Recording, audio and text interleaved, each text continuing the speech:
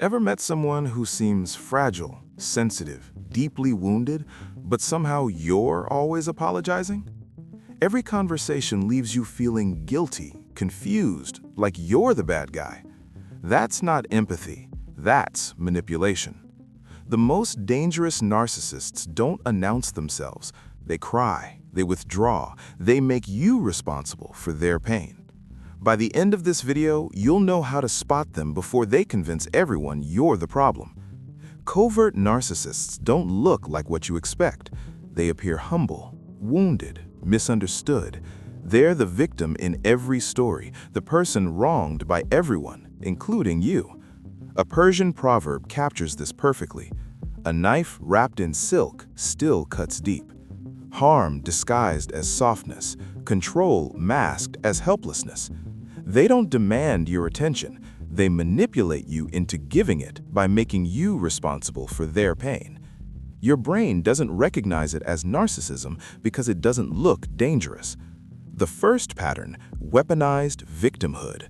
They position themselves as perpetually wronged, not occasionally hurt, but fundamentally more wounded than anyone else. Every story ends with them suffering. Every conflict makes them the wounded party.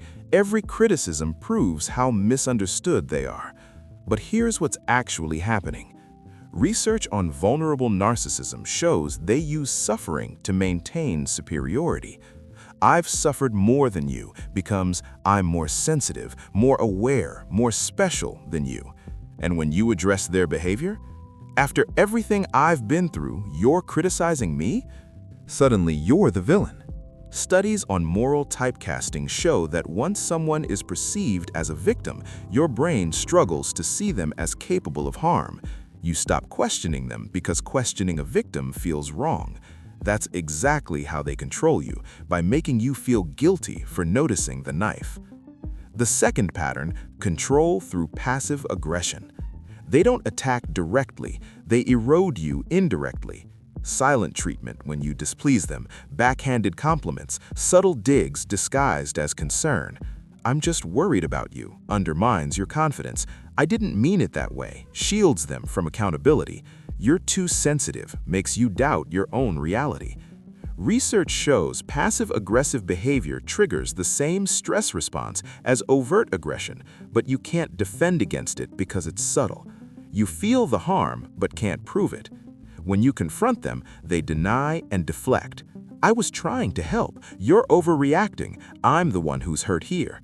They never own their impact. They make you responsible for their emotions while quietly dismantling yours. Control without confrontation, dominance without visibility. Why don't you see this happening? Because they exploit empathy.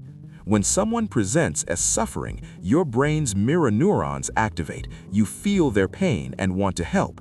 Covert narcissists use vulnerability as bait. They position themselves as fragile so you lower your defenses. You're not protecting yourself from them, you're protecting them from the world.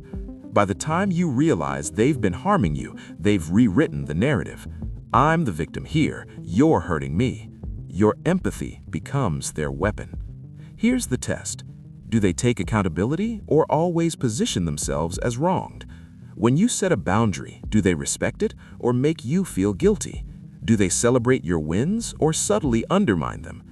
If conversations leave you feeling confused, guilty, or like you're always the problem, that's not connection, that's control.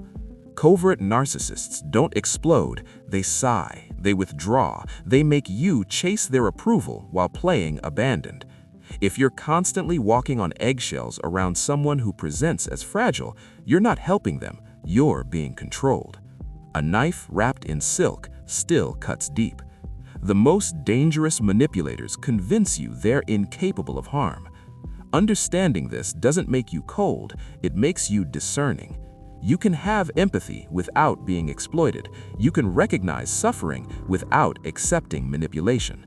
The moment you stop letting victimhood shield someone from accountability is the moment you take your power back. If this opened your eyes, share it. Subscribe for psychology that exposes what's hidden. And remember, compassion doesn't mean tolerating harm. See you in the next one.